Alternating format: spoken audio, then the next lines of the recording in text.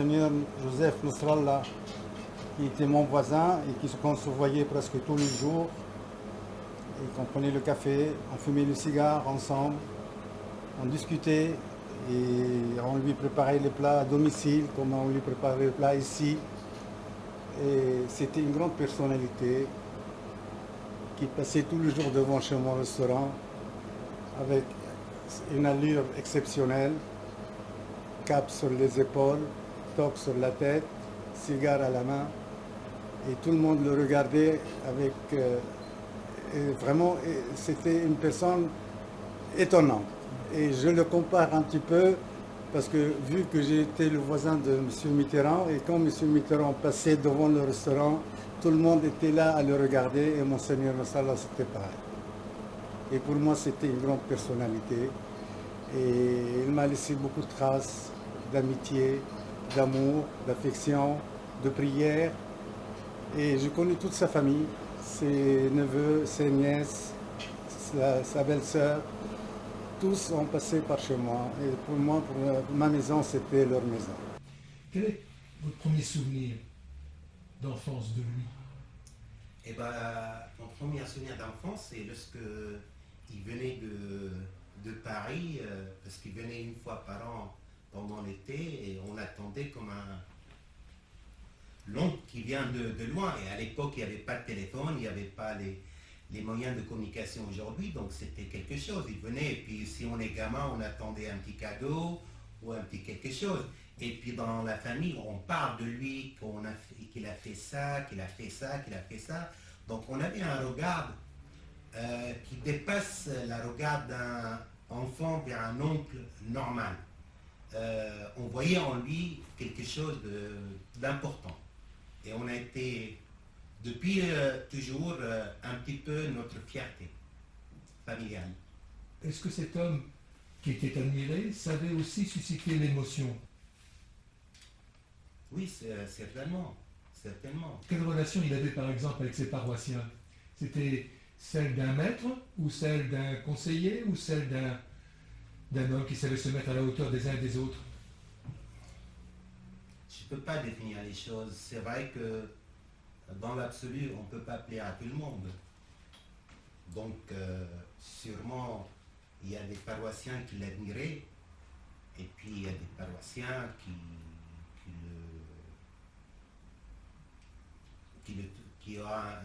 qui avaient un rapport normal.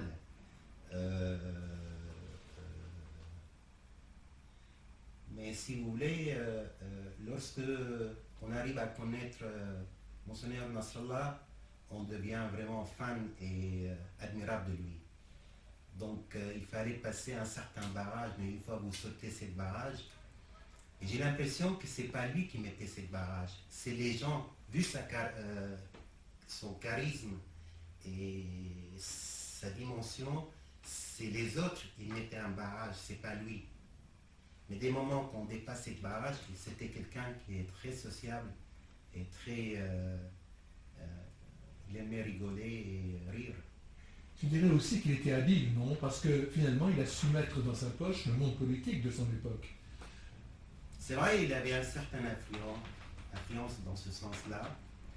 Et il a beaucoup utilisé cette influence et ses relations au service de la communauté, surtout pendant la guerre civile au Liban, qui a aidé beaucoup des gens qui ont quitté leur pays à cause de la guerre, en facilitant leur vie, que ce soit pour obtenir un quart de séjour, ou trouver une école pour les enfants, ou pourquoi pas un travail, pourquoi pas un appartement de ville de Paris, parce que c'était plus accessible. Donc il a aidé beaucoup. Lorsqu'on tapait sa porte, on l'aidait beaucoup. Mais les hommes politiques étaient aussi sensibles à son magistère, à sa carrure. Un petit peu, Je pense à M. Tibéri qui était maire de Paris à l'époque. Il le voyait souvent, non? Absolument. Il y a eu des relations, très bonnes relations, que ce soit avec M. Tibéri, aussi avec M. Jacques Chirac, lorsqu'il était maire de Paris. Toute cette activité déployée par Monseigneur Nasrallah appartient maintenant au passé, à l'histoire, mais aujourd'hui on retient surtout son rôle entre guillemets, culturel. Je pense que son rôle pastoral est toujours vivant dans les familles qu'il a accompagnées. Il a marié des gens, il a baptisé, il a célébré les funérailles. Tout cela est encore vivant. Et je le sens aussi comme pasteur, comme curé. Beaucoup de familles libanaises, syriennes, françaises gardent ce souvenir de Monseigneur Nasrallah. Mais aussi, il a joué un rôle très important comme érudit, comme scientifique, sur le plan historique et sur le plan surtout de la tradition manuscrite en Syrie et au Liban.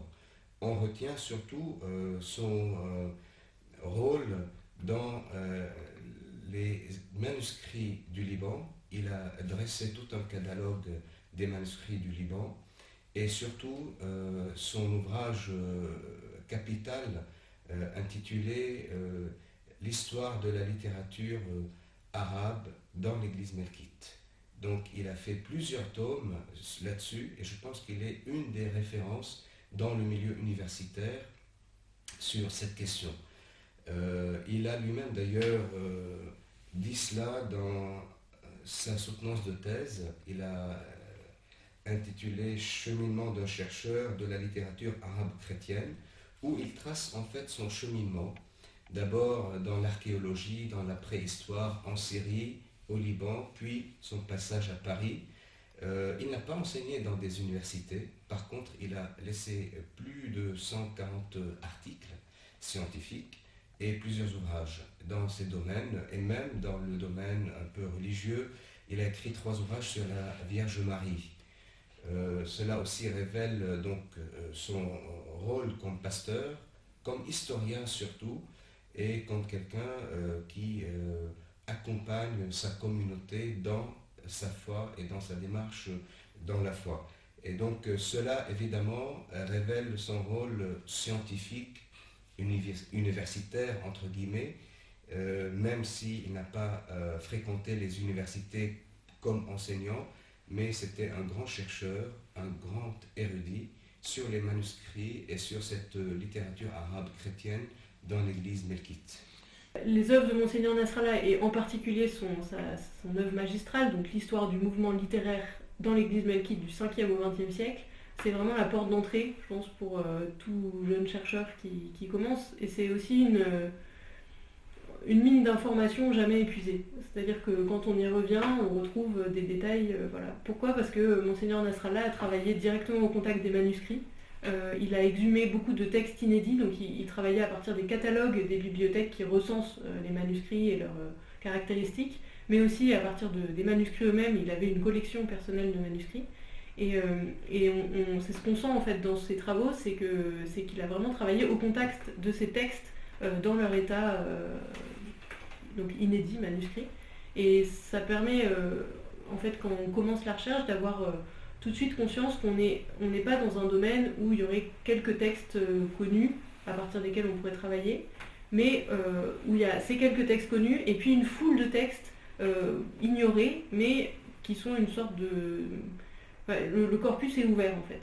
Et il y a un vrai travail à faire pour justement enrichir ce fond de textes connus en éditant, en traduisant les textes grecs ou